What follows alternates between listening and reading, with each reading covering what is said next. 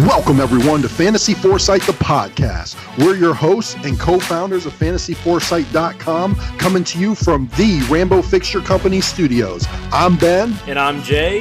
You ready to get rolling, Jay? You know it. Let's do this. All right, let's go.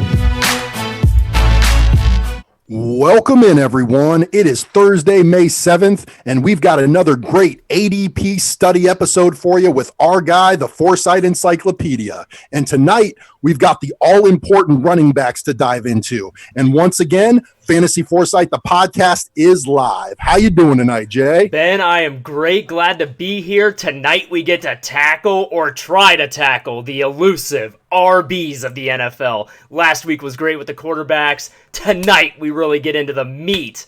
Steve, how are you doing tonight, my friend? I will say this, I am doing much better now that I am talking to you guys about fantasy football, in particular, like the most important, valuable position in all of fantasy sports, I'm going to go ahead and say. And, for all my fellow accountants out there who are listening, all I have to say is the last couple of days, I've been going through month-end close. So y'all know what I'm going through. I need this fantasy football tonight.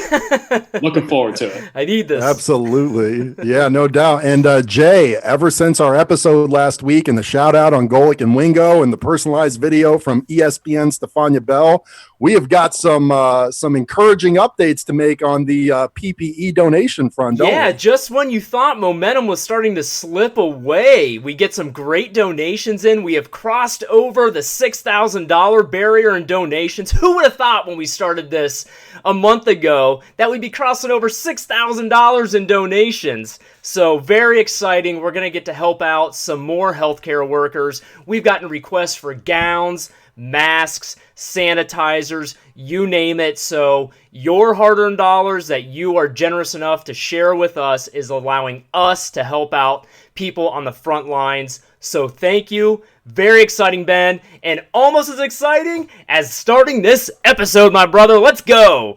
Absolutely. So here is how the episode's going to work tonight. This podcast series is all based on Steve's blog study examining the 6-year history of running backs, comparing ADP ranks to their actual fantasy finishes. You can find all Steve's great work under the Foresight Encyclopedia tab at fantasyforesight.com and follow him on Twitter at @FF_encyclopedia. We're going to be looking at 3 key pieces of information tonight for each of the 12 highest drafted running backs over the last 6 seasons. First, we're going to check and see if they lived up to or hopefully exceeded their ADP price tag. Second, we'll take a look at their relative usability percentages to see how often they finished as a top 6 running back, a top 12 running back or an RB1, or a top 24 running back or an RB2. And just for fun, we'll check out the way too early ADPs at fantasyfootballcalculator.com to get current examples of actual running backs these concepts apply to. Third, we'll look at it from the opposite perspective and examine where the actual top 12 running back performers were drafted over the last 6 years.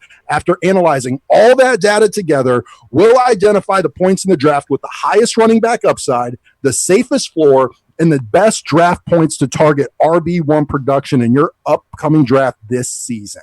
Now, as a reminder, our research perspective is most applicable to 12 to 15 single QB PPR redraft formats, but many of the concepts can be helpful to dynasty players too. All of our fantasy finishes data comes from fantasypros.com full PPR weeks 1 through 16. And all of our ADP data always comes from fantasyfootballcalculator.com. All right, guys, you ready? Let's do it. All right, Steve, how did the highest drafted running backs perform over the past 6 seasons?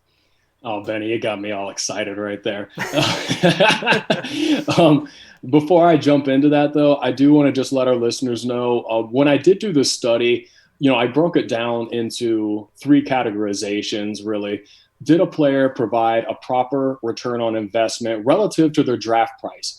And the way I looked at that was a running back finishing within 5 spots of where they were drafted. So, a prime example would be, say, this year, you take Christian McCaffrey, with the 101, and he finishes as RB4. Sure, he didn't finish as a top running back in all of football, but you're still going to be really happy with that RB4 finish because that's still going to be one of the finest players in all of fantasy football. So that, to me, is a proper return on investment. Then I also looked at it from like not a great pick, like I just mentioned, but not a bust either. And that would be finishing between 6 and 11 spots of where you were drafted. And, in my mind, I think of Le'Veon Bell last year. I believe he was like the RB7. He was going at like the 109 was his ADP last season. And he finished RB15, for this study. And so while he didn't provide you a great pick, he also didn't bust on you to the point where he destroyed your season. So, that's a good example of kind of like a so-so in the middle return on investment. And then, of course, there is the dreaded bust. Now, I know not all busts are created equal, but I took it from the perspective of if you finish 12 spots or further out from where you were drafted. So essentially, say you take Run CMC this year, with the 101, and instead of him finishing RB4, he finishes like RB18, a middling RB2.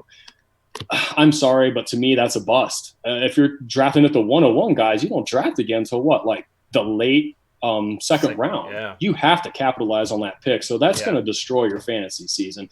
So just want to let our listeners know that's kind of the perspective that I was coming at when I put, all of this together. I love that, Steve. I don't know about you guys, but in my mind, I already categorize everybody. And so if you're drafting a premier running back, you just want them to be one of those premier guys come the end of the season. Whether or not he's actually 1, 2, 3, or 4, doesn't really matter as long as he's in that group. So this makes complete sense to me. I love it. I can't wait to dive in. Exactly.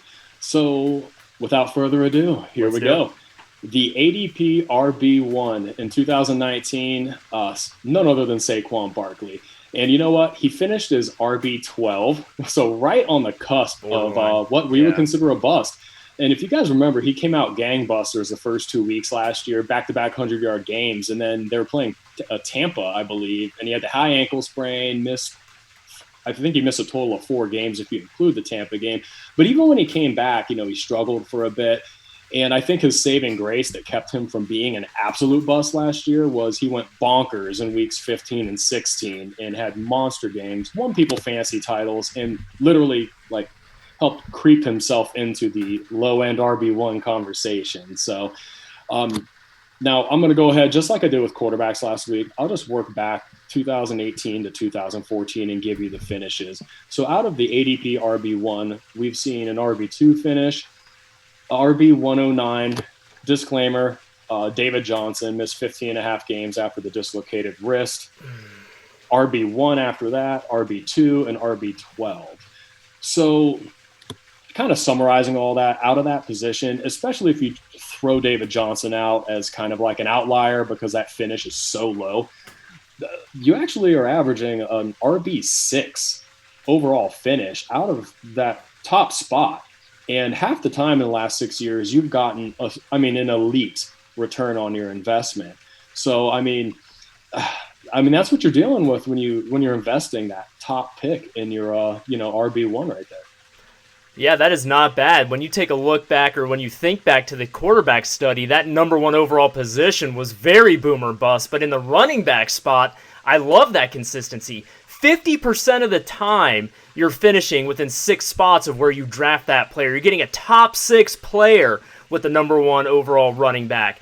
And an impressive 83% of the time, you're getting an RB1 period, a top 12 running back with a number 1 drafted running back. So that is fantastic return. That is a much safer return than what we saw out of the quarterback position. Love it. Oh, yeah. That's me, guys. Continue on, Jay, they said. So, going right now, as you would expect, going with the very first pick in drafts as the RB1 and number 1 player overall is Run CMC. What? Yeah, Tough to argue. No doubt Tough there. to argue. Yeah, absolutely. And, when you look at this from the opposite perspective, the actual RB1s over the last 6 seasons on average have been drafted as the ADP running back 13 at the 303 spot. But however, in this case, I lend much more credence to both the combination of the usability percentage and the ROI percentages that Steve went over. especially when you're talking about it being relative to a 6-year average price tag of the 102, the second pick overall in your drafts. So I see where the actual RB1s overall have been drafted over the last 6 years, but here's the thing. If you're drafted at the 101, you almost have to take a running back there. And unless you make a very bad choice, you're getting a top 12 running back over 80% of the time, a top 6 running back over 50% of the time. So not to mention that you also get an 83% ROI at that premium point of the draft. So yeah, I've got to go with the side of the ADP data on this one. You got to go running back at the top of your draft, no doubt. So Steve, is this how it's going to be all episode? Just sunshine and rainbows from the running back position? How's it look at ADP running back too? I wish every one of my seasons and every draft I ever had was nothing but sunshine and rainbows. So yeah, guys, looking at the RB2 spot as far as ADP is concerned, last year that was AK-47 Alvin Kamara, and kind of similar to Saquon Barkley. He finishes RB11. Kamara also was dinged up, missed a little bit of time here and there, had some major touchdown regression actually. And, still slides in there as being like, okay, as far as the return on investment's concerned. And then when we're looking at 2018 through 2014, we're seeing out of this ADP RB2 spot an RB9 finish, RB2, excellent. RB18, RB44, and RB7. So, when you look at it from a 6-year average perspective, you're talking an overall RB15 average, a high-end RB2. But, we've seen here now, looking over 6 years, 33% of the times you got a 1-in-3 shot where you have gotten, rather elite production out of that draft spot. So, it's a running back position, guys. You're going to, once you move out of that top spot, you're going to start, probably seeing like those odds go down a little bit. And you see that here in the RB2 spot. Hey, we talked about it. I think all three of us on this podcast agree that you wait to take quarterbacks later, and the volatility in drafting quarterbacks demonstrates why. Conversely, we're already seeing better returns on investment out of the running back position, which are always the premier players and the most coveted players in fantasy football, no matter if you're a zero running back kind of guy. So for the RB2,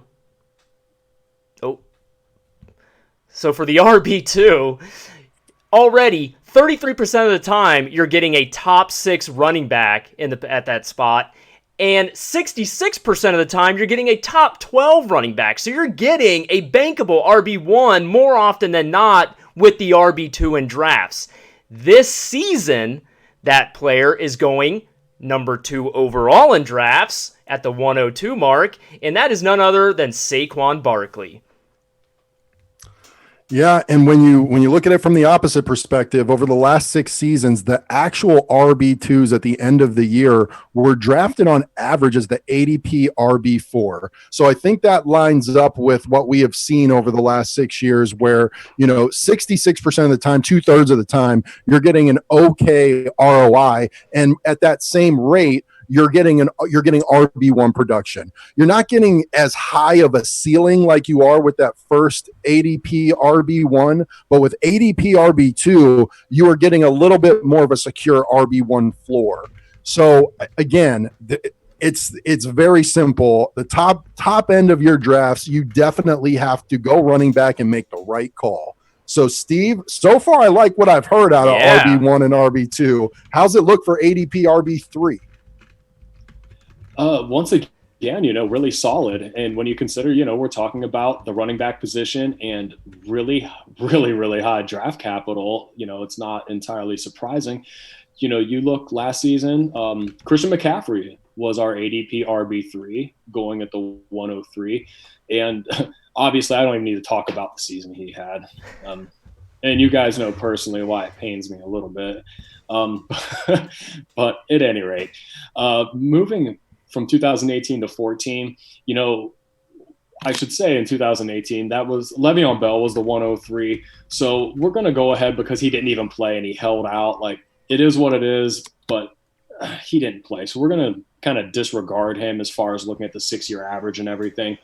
So in 2017, we had an RB14 finish. In 16, an RB2 finish. In 15, RB31 finish, Eddie Lacy. And in 2014, an RB2 finish.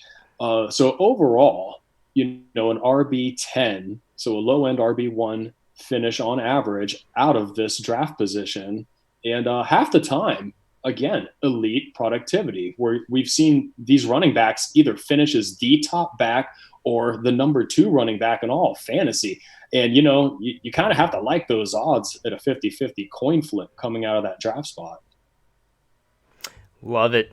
All right, sorry guys, a little distracted here. Some technical issues going on in the background. I'm just flying around taking care of all kinds of business.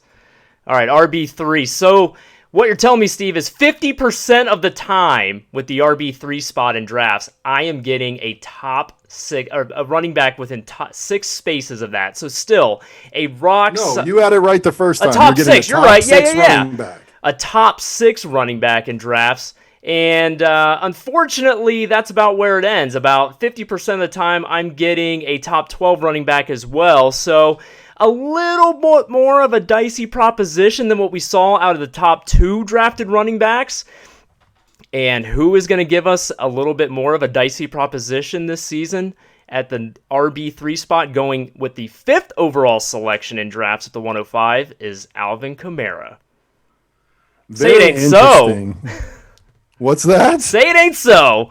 Yeah, no, I mean, and when you look at this on the flip side, it kind of matches up. On average, over the last 6 years, the RB3 is drafted as the ADP RB18 at the 307. So, you're getting the proper ROI 50% of the time. You're getting an okay ROI 17% of the time. But what I find interesting here is the usability rates.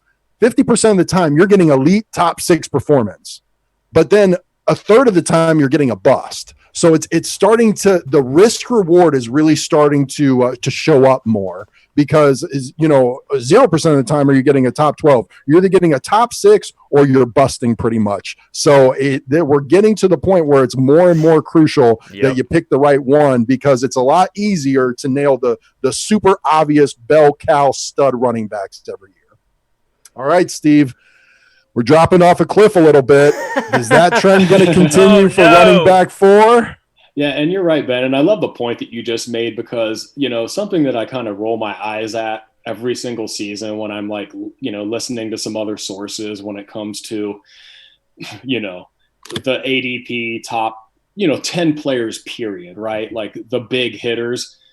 They're all surefire, can't miss, the best players on earth, locked and loaded. And it's just like, we're talking through this. We've only gone through the top 3 ADP running backs, and you already see there's still going to be some volatility in there. Mm-hmm. And, and you would think like, oh, well, a guy who's going at the 105 can't miss. Well, we've seen that it's missed plenty the last 6 years. Yeah.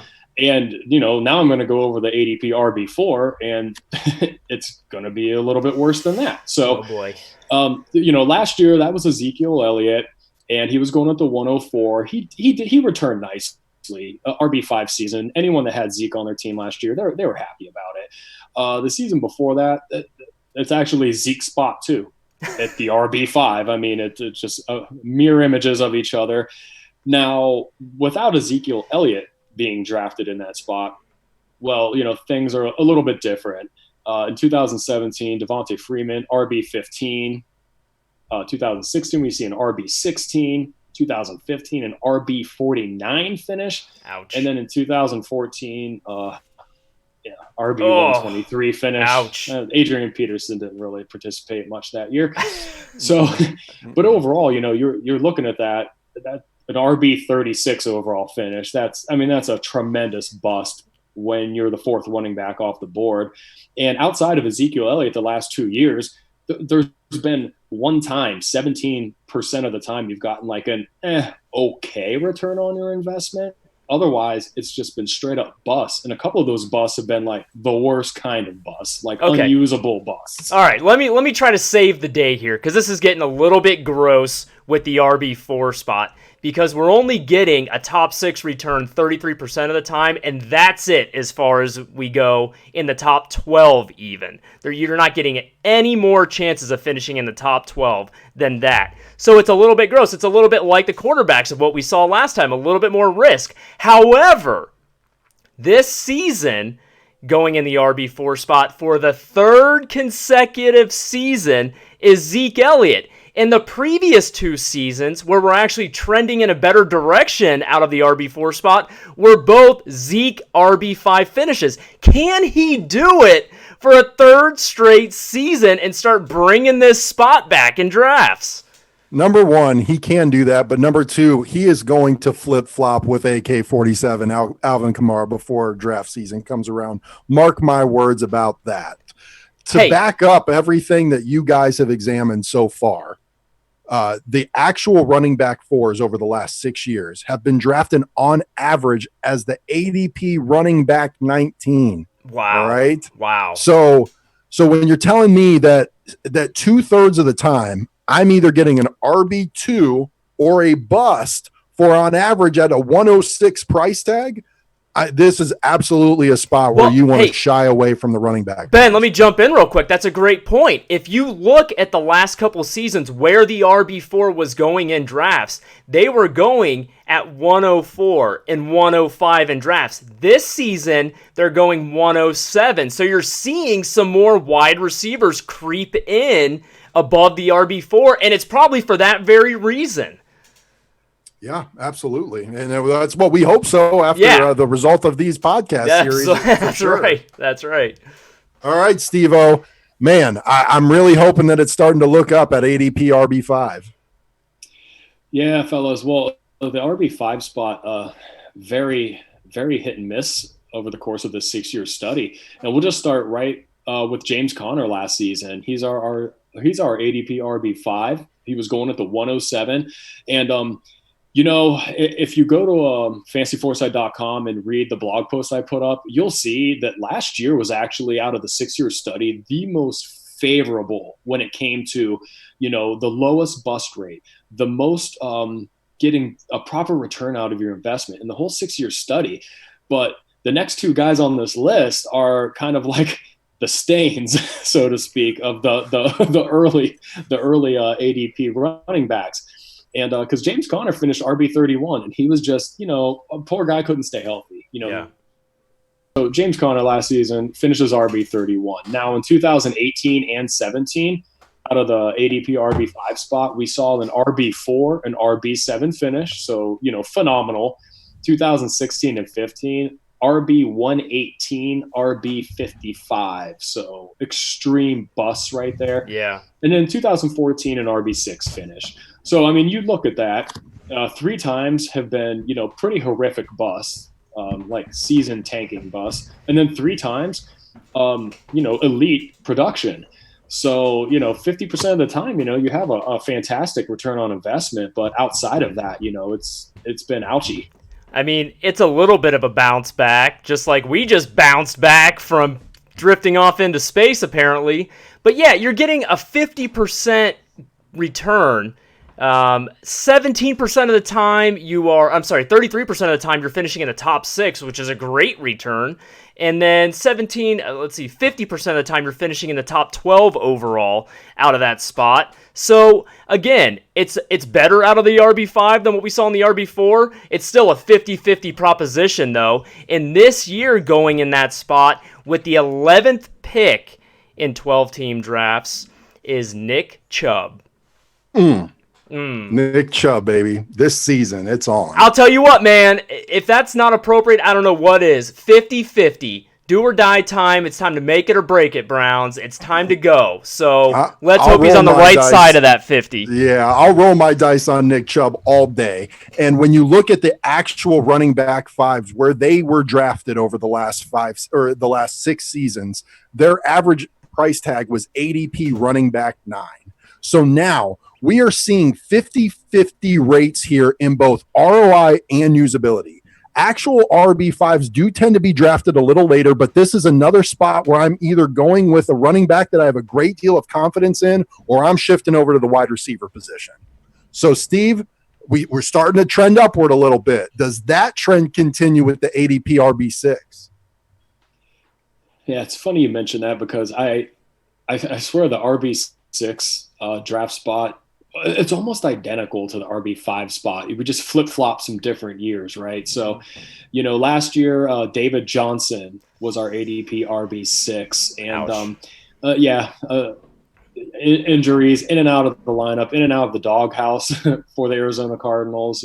He's now a Texan, but he finished as the RB33 after people were investing a 107 in him. So certainly a bust. Yep. And I, for one, was pretty into David Johnson last year, and luckily it just never happened for me because I would have been pretty disappointed in that one. Now in 2018, we had an RB3 finish out of that spot.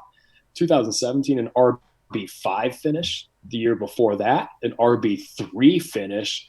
So, you have a string of 3 seasons there where, you have a top 5 running back coming out of that spot. But then in 2015 and 14, 2 major busts with an RB36 and an RB85 finish. So, you look at it from a 6-year perspective, you have an average of running back 28, but you're investing, a later first round pick, and it's a coin flip. 50% of the time you're getting a phenomenal return on your investment in that spot. But I mean, half the time, it's a landmine that's going to end your season. Yeah, hey, like you said, very similar to the RB5. I almost prefer the RB6 spot because with the RB5, yes, you were getting a top 12 running back 50% of the time, but you were only getting a top 6 running back 33% of the time. With the RB6 now, you're getting all that 50%, that 50-50 coin flip is all in on a top 6 running back. So if you're going to take a chance, I'd rather have a better chance at a top-end return. So I kind of prefer this spot. And this season, ironically enough, favorite of this show going in with the last selection of the first round, none other than Joe Mixon. How appropriate. That's my guy. You know what? He should be in this spot right now because all he has to do is not hold out, and he's got my money for betting on the top 6 production. I'm with you. I'm all in on Joe Mixon this year. Yeah. If he holds out, then, that's going to be the bust 50%. But other than that, I'm right there with you. Now, it's the same 50% story here in terms of both ROI and usability rates. And then you couple that with the fact that actual RB6s are usually found on average around ADP RB20. So, yeah, chances are I would pass on running back in this spot unless a guy you weren't expecting, like a Joe Mixon, happened to fall to you at this point in your draft. All right, Steve. So ADP RB7, it's going to be better than these last 2, right? It actually is. And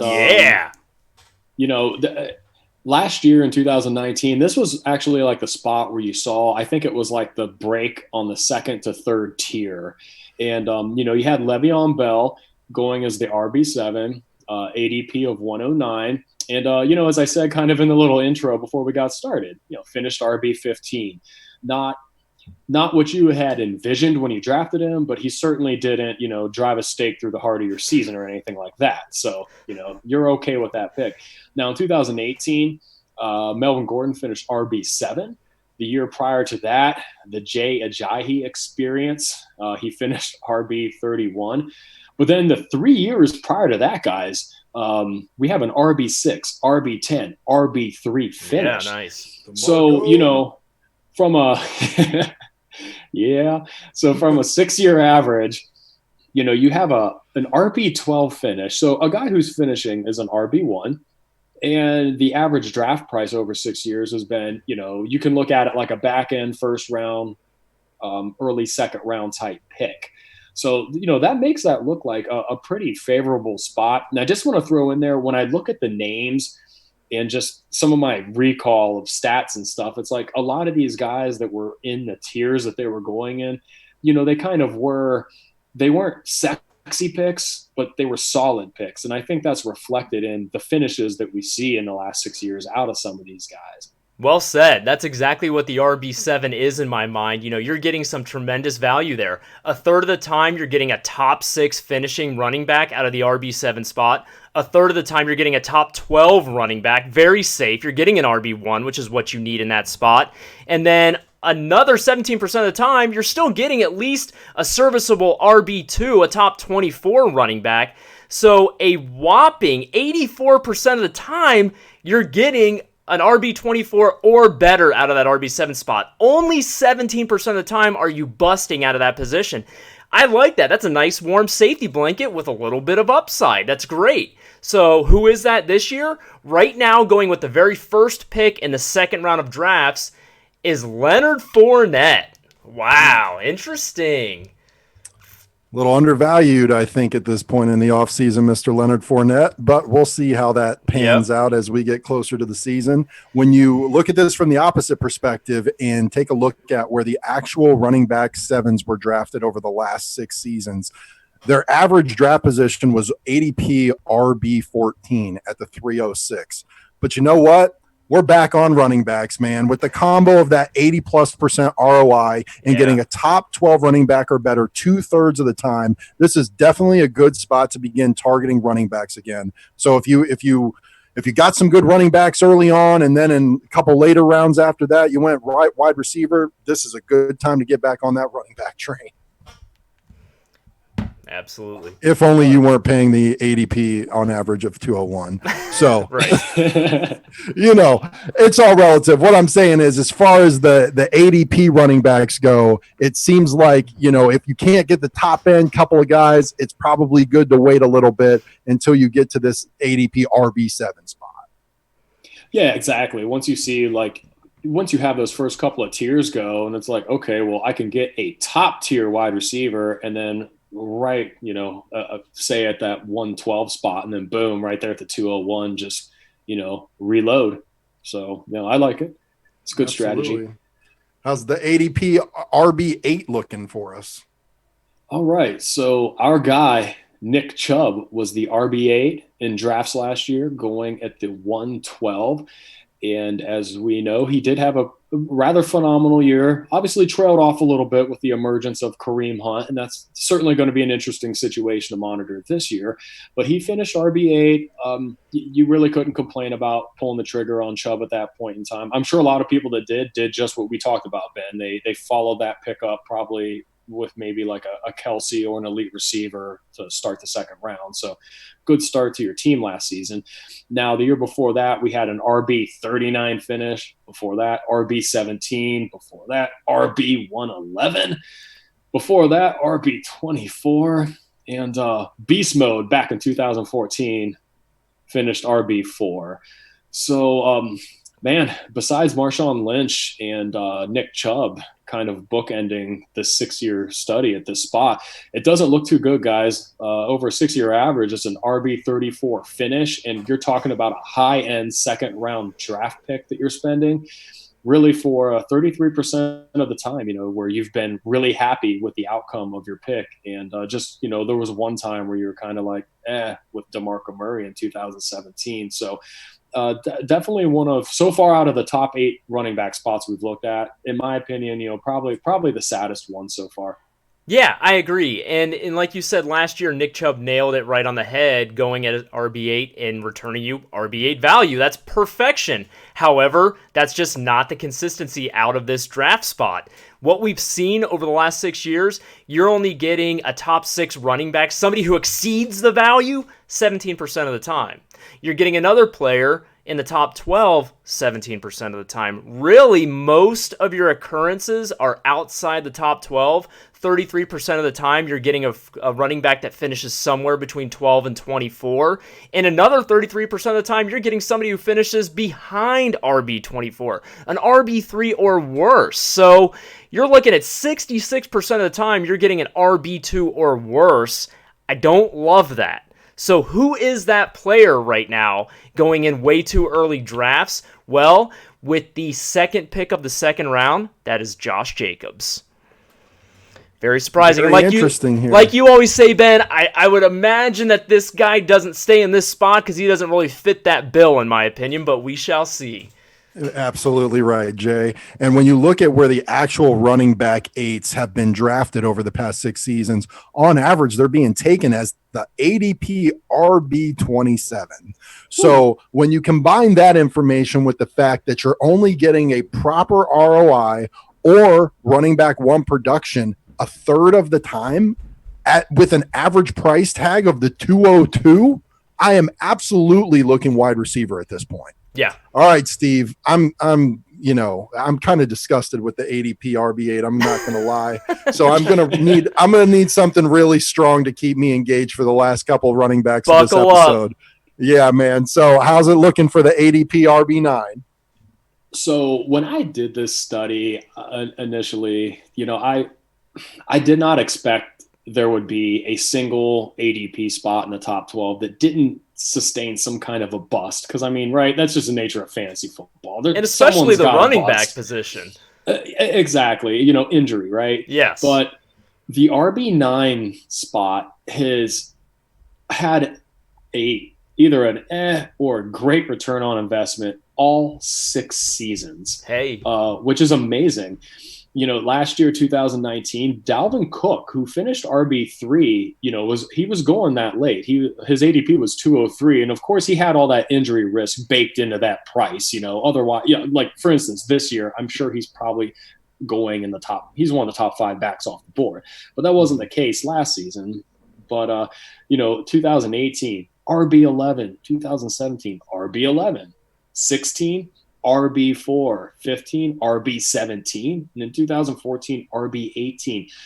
Out of the RB9 spot, running back 11 has been the average finish over 6 years, which, like I said, is phenomenal. And 100% of the time, you've been able to avoid having a bust. What we fear the most as fantasy football owners when we're doing our draft, we just don't want to bust these high capital picks. Unbelievable. We have found our sweet spot. We do it with every position every year, and this is Thank it. God. RB9. Take it to the bank, the safest guy in this draft. 100% of the time, you are getting an RB24 or better, and those odds are spread evenly between getting an RB6 or better, an RB12 or better, or an RB24 or better. You've got equal chances of landing a top-end running back, a solid RB1, or heck, even a serviceable RB2. It doesn't get any better than this. So who is that guy this season? Going with the 3rd selection of the 2nd round, exactly where Mr. Cook went last season and finished RB3 overall, is Aaron Jones, Green Bay Packers. Wow. Yikes. Yeah, I don't expect him to be in this amazing running back slot when the season starts because I do not think any of us have 100% confidence in Aaron Jones' ability to repeat what he did last season. But I digress for later episodes. When you take a look at the opposite perspective and see where the actual RB9s have been drafted on average over the past 6 seasons, they're taken as the ADP RB22. So, moral of this story is whoever is ADP RB9 is somebody you want to target. It's crazy how the ROI and usability rates mirror each other here. 67% of the time, you're getting a proper ROI and RB1 production, and 100% of the time, you're getting okay ROI and RB2 production or better. This is officially the best running back spot on this podcast so far, and I hope it stays that way for the last 3. So, Steve-O, how's it look for ADP running back 10? So ADP running back 10s, it's like what? Dr. Jekyll, Mr. Hyde, yes. pretty much. Yeah. So last year, this was Todd Gurley's spot. He was the RB10, finished as RB14. He was going at the 204. He obviously had all the knee issues. And I'm curious how many people are out there are surprised that he finished RB14 even though he was drafted RB10. That's not bad. I bet a lot of people would be surprised by that. Sorry. You're not allowed to share that knowledge. Sorry. I don't want that getting out. Be quiet. I did think he finished a lot lower because I remember I don't even know if he cracked 100 yards last year, but he sure managed to find the end zone a great deal. So, hey, there you go, though. And in 2018, Run CMC had this draft spot, finished as the RB1. Kareem Hunt, the season before that, his rookie breakout season, finished RB4. Now, 2016, 15, and 14, that's where we saw, Eddie Lacy, RB72. Yes, listeners, Eddie Lacy, we have a sour history, and I'm never going to let it go. Anyways, Justin Forsett, RB38, and Dougie Fresh Martin, RB57. So, overall, an RB31 finish when you look at it from a 6-year average.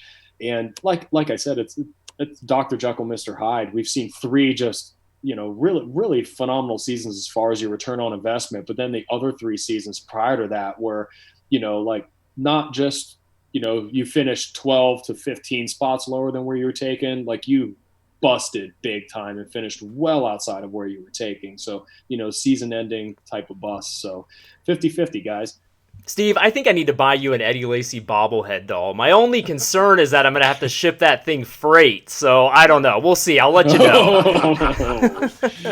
Anyway, so yeah, out of that RB10 spot, look, 33% of the time you're getting a top 6 running back, which is fantastic. But like you said, the problem is it's the other 67% of the time you are getting RB2 or worse. I mean, only 17% of the time are you even getting an RB2. So, like you said, it's very boomer bust out of this spot. It's a far cry from the RB9.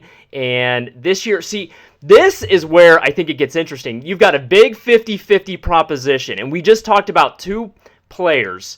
Last season, Dalvin Cook was taken in the RB9 spot and finished RB3. Aaron Jones is in that coveted RB9 spot. Now in the RB10 spot, which is a 50-50 coin flip, which is kind of how we felt about Aaron Jones, this season, going with the 4th selection in the 2nd round, is Dalvin Cook. So if you're going to see 2 guys flip-flop and go in spots that are much more appropriate for the expectation, it's these 2 guys. Absolutely. And then when you take a look where the actual running back 10s have been drafted on average over the last 6 years, it's been ADP running back 24. So we are back off running backs again at just a 50% ROI and a mere 33% RB1 usability rate.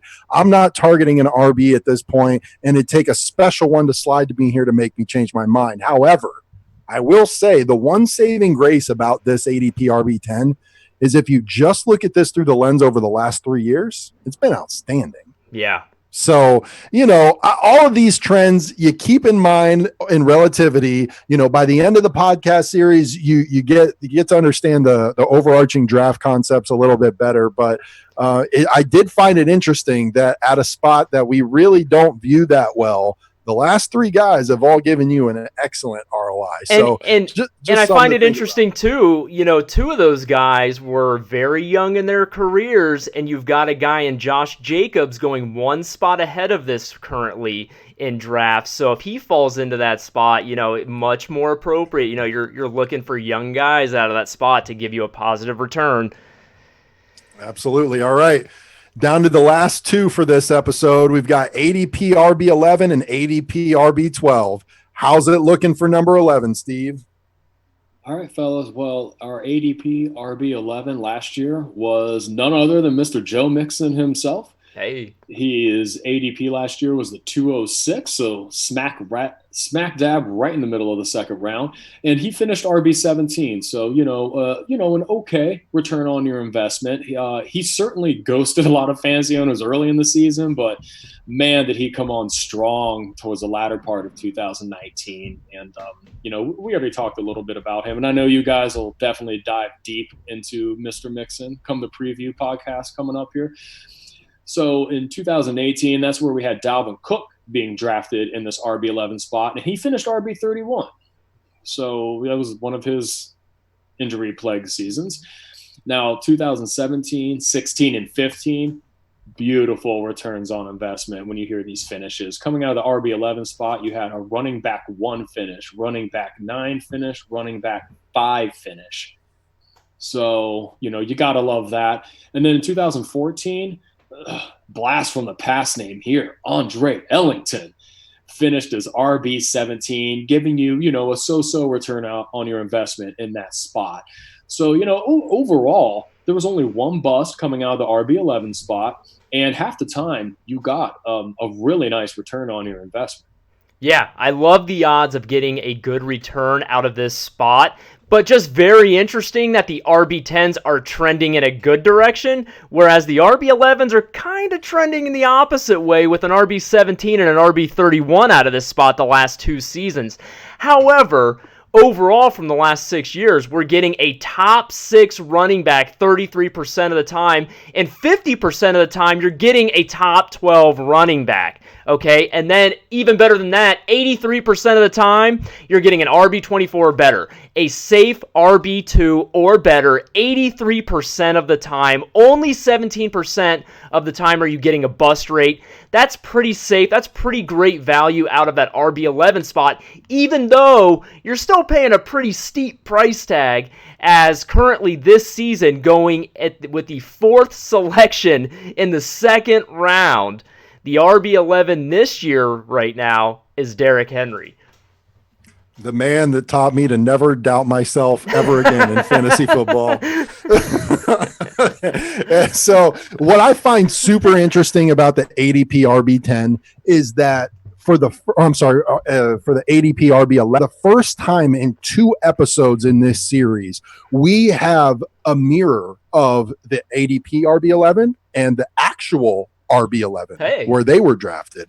So the actual RB11 over the past 6 years was drafted on average as the ADP RB15 at the 209 spot on average, which is exactly where the ADP RB11 is drafted on average over the last 6 years. So I just think that parallel is pretty cool. But man, talk about another sweet spot. 80+% of the time, you're getting an okay ROI or better and RB2 production or better. On top of that, 50% of the time you're getting top 12 running back production or better, and a third of the time you're getting a top 6 elite performer. So it is all there, the floor, the ceiling, the stability, everything. And I think that nails it with DH heading into his franchise tag 2020 season. All right, Steve-O, we've got one more before we head out tonight. ADP RB12, how's it looking, man? So not as good as the ADP QB12. Come on. Not like the QB12, but RB12 actually, when I was writing up the blog earlier this week, and I was looking at this, I thought, RB12 is not that bad of a spot, actually. So last season, Leonard Fournette, was going at the 211, finishes RB6. You had to be really happy with that. That's a beautiful value pick right there. And then in 2018, we did have an RB99 finish out of Devonta Freeman. 2017, run CMC in his rookie season, finishes RB8. In 2016, Doug Martin, RB47. And then in 2015 and 14, you had Shady McCoy and Arian Foster going RB14 and RB5. Arian. Look at you, I know, buddy. Right? Takes you back. Yeah, it does. So, as far as a 6-year average is concerned, RB30 is the overall finish, which does seem low. But when you look at the 2 busts in these 6 years, they were mighty busts. Yeah. RB99 and 47. So that's definitely going to weigh that average down quite a bit.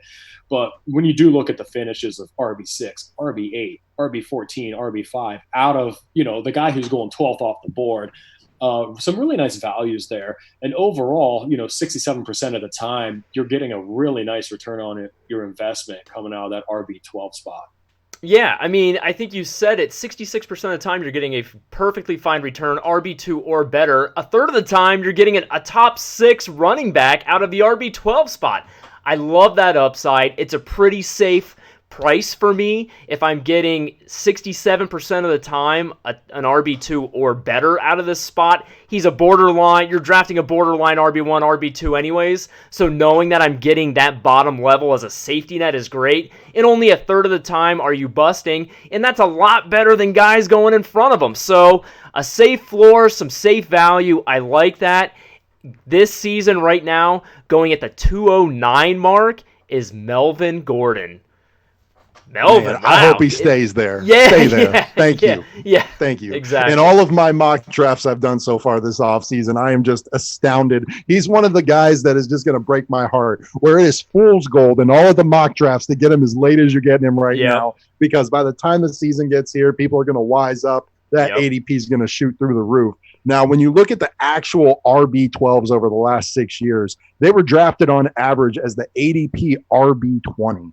So while this isn't as solid of a spot as some others, I think I'll still lean running back here, because 2 out of the 3 times you're getting, 1, a proper ROI, and 2, a top 24 running back or better. And then you still have that 33% of the time you're hitting on that elite top 6 performer. So not a bad way to round out the episode whatsoever. I think we can all agree that ADP RB11 and ADP RB9 are the best ones that we've covered. And you understand that you've got to go running backs at the top of your draft. And before we get out of here, Steve took this whole study and looked at it through one other angle that I think everybody will find pretty cool.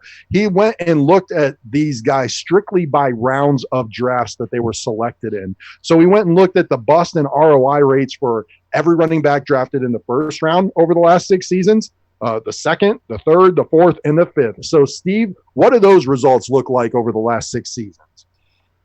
Yeah, when I was going through and charting all the so if you go to fantasyforesight.com and check out the Foresight Encyclopedia tab, you'll see the write-up I did. And, I broke down the RB 1s and 2s, so your top 24 at the position. And, you'll see historically over the last 6 years that does touch upon 5 different rounds. So I was just kind of curious, like overall, like what are the bust rates per round? Because, obviously you're investing a lot in your first, second, third, fourth, and so on. And so we'll just go through this here really quick. So as far as the first round's concerned, over a 6-year period of time, we have seen 39% of the picks be busts. And then 46% of the time where you get a proper return on investment. Huh. So, bear in mind, there's a little gray area for the guys that are just so-so, but I just kind of want to touch base on, the best of the best and, of course, the worst of the worst. Now, in the second round, you would think the first round would have a lower bust rate, but surprisingly enough, the second round has only yielded a 30% bust rate. So 7 out of 10 times you're avoiding the dreaded bust. And then out of all the rounds, the highest proper return on investment. So again, when you're finishing within 5 spots of where you were drafted, and that happens nearly 57% of the time. So, you have a better than a 1 in 2 chance of like hitting on that guy and being extremely happy with pulling the trigger on that pick. Now in the third round, actually only, believe it or not, again, a 30% bust rate. And you would think, again, that would be higher, especially higher than the first round, but it is not. Now, here's where you start to see getting a proper return on investment, like slide just a little bit at 50%. Now, heading into the fourth round, here's where you see the bust rate really start to pop off, right? So, which makes sense because in the fourth round, we're looking at running backs. You're reaching, you're taking some chances. Yeah, some value picks, guys that are in committees, whatnot. 52% of the time, these players have busted. And only 48% of the time have you gotten a proper return on investment. And this is my public service announcement for you all. In the fifth round, just avoid drafting running backs. 74% of the time they bust. Wow. And only 14% of the time did you actually get a guy who finished within 5 spots of where you drafted them. And if you think about that, say you finished within 5 spots of where you went, like in the fifth round, when you're talking about like RB 24, okay, you finish RB 28. That's not some glamorous pick that you just made there.